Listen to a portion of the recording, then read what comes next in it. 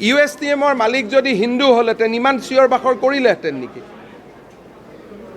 আজি যিটো তৰুণ গগৈয়ে কৈ গৈছে, এবাৰ নহয় 2005ৰ পৰা 14লৈকে মই পেপাৰ কাটিং ওলাইছোঁ, 25টা পেপাৰ কাটিং পাইছোঁ এতিয়ালৈকে। তেওঁ কৈছে মেঘালয়ে কেছ দিব লাগে, মেঘালয়ে আমাক শেষ কৰিলে। তেওঁ আৰু কৈছে, তেওঁ অখিল গগৈকো দুখ দি থৈ গৈছে যে গুৱাহাটীৰ বানপানীৰ দোষী আনজন দোষী হ'ল অখিল গগৈ। এইটো বিতৰ্কত মই নাযাওঁ। USTM অসমত আছে নেকি? এইবিলাক কথা উত্তৰ পূবৰ গৌৰৱ হ'ব পাৰে, তাতে গ'লেই গম পাব যে সোমালে মক্কাতে সোমাইছে নে গুৱাহাটীত সোমাইছে গমেই নাপায়। সেইটো হ'ব পাৰে উত্তৰ পূৰ্বৰ গৌৰৱ, কিন্তু অসমৰ গৌৰৱটো নহয়। অসমৰ সংকট। এতিয়া আমি গ্ৰীণ ট্ৰিবিউনেলতো যাম আৰু এনেকৈ ৰেহাই নিদিওঁতো।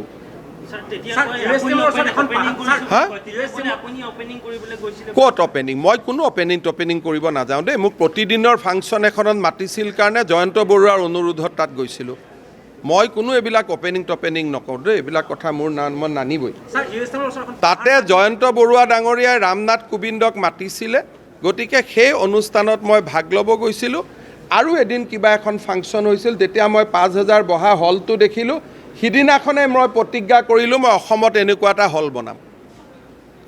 তাতে গৈ যেতিয়া মই দেখিলোঁ যে এই অডিটৰিয়ামটো যদি ইয়াতে থাকে, গুৱাহাটীৰ মানুহবিলাকে এওঁৰ ওচৰত আত্মসমৰ্পণ কৰিব অডিটৰিয়ামটোৰ লোভত।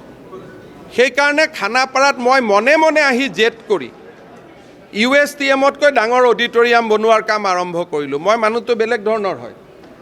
তাত যেতিয়া গ'লোঁ, মই সুধিলোঁ প্ৰতিদিনক যে দাদা, ৰামনাথ কোবিন্দক ইয়াত মাতিলে যে কলাক্ষেত্ৰত কিয় নামাতিলে?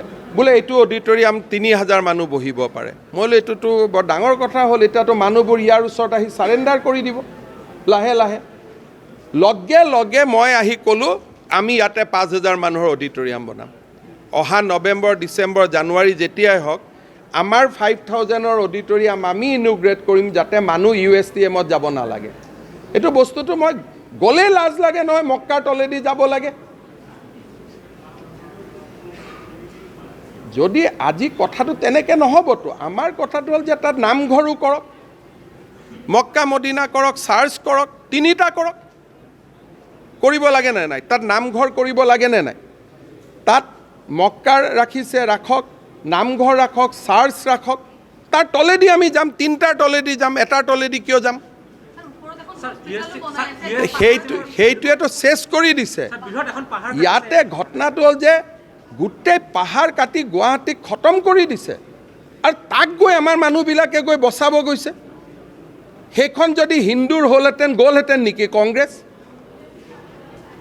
আজি তেওঁলোকে কিয় পৰামৰ্শ নিদিয়ে যে দাদা আপুনি ইয়াত বৰদোৱাৰ গেটখনো বনাই দিয়ক, দাদা ইয়াত আপুনি ডন বস্কোৰ চাৰ্চ এখনো বনাই দিয়ক? 3টা বনাব লাগে নে নাই? অসমততো 3টা সম্প্ৰদায়ৰ মানুহ আছে। কেনেকৈ ই অসমৰ গৌৰৱ হ'ল? চকুত কি পিন্ধি ৰাখিছে কংগ্ৰেছবিলাকে? আমাক কি বনাব খুজিছে? এইটো জেহাদৰ বাপ কৰি আছে। জেহাদ মই কম কৈছোঁ, আমাৰ শিক্ষা ব্যৱস্থাটোক ধ্বংস কৰি আছে তাতে। মই ক'লোঁ নহয় জেহাদ মই কম কৈছোঁ, তাতে ষ্টুডেণ্টবিলাকক চাই আহিব গৈ পেলাই। জেহাদৰ কি ডেফিনেশ্যন নাই? যোনে আমাৰ সভ্যতা সংস্কৃতিক আক্ৰমণ কৰে তাকে জেহাদ বুলি কয়। তাতে যদি বৰদোৱা নামঘৰ গেট থাকিলেহেঁতেন মইতো একো নকলোহেঁতেন, গৈ ভাল লাগিলেহেঁতেন। তাতে যদি চাৰ্চ এটা থাকিলেহেঁতেন ভাল লাগিলেহেঁতেন। এটা বিশেষ ধৰ্ম কিয়? সেইটো জেহাদ নহ'ল নেকি? এটা বিশেষ ধৰ্ম কিয়? এটা বিশেষ ধৰ্ম কিয়? আৰু পাহাৰটো মেঘালয়ৰ ফালে কিয় কাটি দিয়া নাই? কিয় গুৱাহাটীৰ ফালে কাটি দিছে? শ্লপিংটো চাব, ইমান ডেঞ্জাৰ মানুহ। শ্লপিংটো পিছফালেও কাটি দিব পাৰিলেহেঁতেন। মেডিকেল কলেজৰ শ্লপিংটো এনেকৈ কৰি দিলে পানীটো মেঘালয়ৰ ফালে গ'লহেঁতেন। শ্লপিংটো গুৱাহাটীৰ ফালে কৰি দিছে। শ্লপিংটো কিয় গৈ? আৰু আপোনালোকেও ভাল ভাল প্ৰশ্ন সোধে বাই, আপোনালোকে এটাতো কি জানো মই নাজানো, এনেকৈ ক'ত অসমখনক লৈ যাব খুজিছে আপোনালোকে জানে। ক'ৰবাততো নিজৰ জাতিৰ প্ৰতিটো এটা আত্ম অভিমান এটা থাকিব লাগে। মিডিয়া পৰ্টেলবিলাক এনেকৈ হৈ গ'লেতো অসমখন ক'ত থাকিব? মই অকলে বচাব পাৰিম নেকি? আপোনালোকে এটা দেখা বস্তুটো ছাৰ এনেকৈ কৈছে, আৰে বৰষুণৰ দিনাখন গৈ চাই আহিব পানী তাৰ পৰা আহেনে নাই।